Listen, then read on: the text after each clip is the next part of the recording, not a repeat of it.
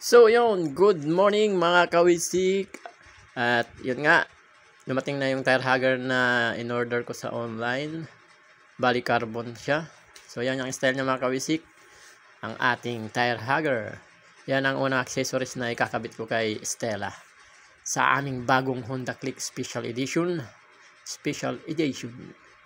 So yan mga kawisik, bali yan. Bali dalawang allen wrench lang yung tatanggalin dyan mga kawisik yun. Isa doon sa bandang ibabaw na yon at saka dito sa yan sa may bandang gilid.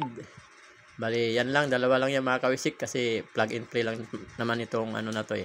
Tire hugger, kahit kayo, kaya nyo to, kahit babae, kaya kabit yan. So yan, bali yan yung ano nya mga kawisik, allen wrench na tinanggal ko. Dalawa lang yan mga kawisik na allen wrench. So yan, bali yan nga pala mga kawisik.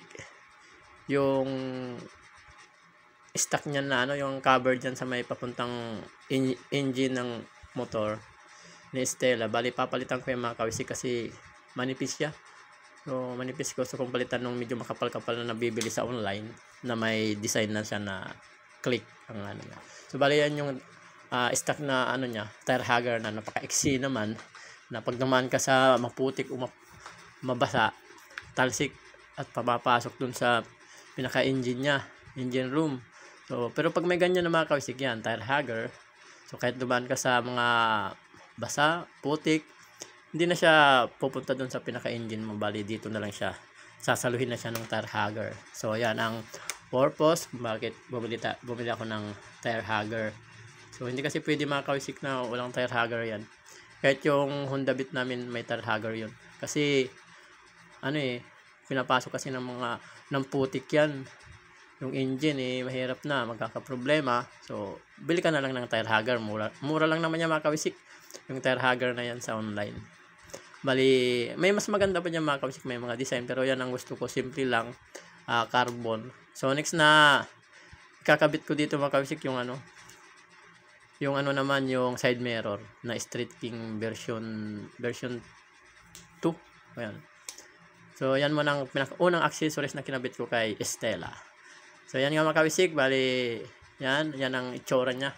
Yan ang itsura niya pag malayo. Yan. Pasensya na kayo dyan mga kawisik kasi medyo madilim-dilim na kasi yung time na yan. Nung dumating yan at kinabit ko siya agad. Para kung sakali mang umulan na biglaan, so, hindi na mapuputikan yung ilalim ni Stella.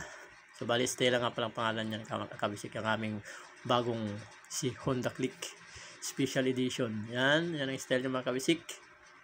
So, yun. Yan o. Yan. Hindi gaano kita mga kabisik. Pero maganda siya mga kabisik pag araw. Maganda siya tingnan. Yan o. So, yun. Hanggang dito na lang. Saijen mga kabisik. Subscribe and click the notification bell para updated ka sa ating bagong upload.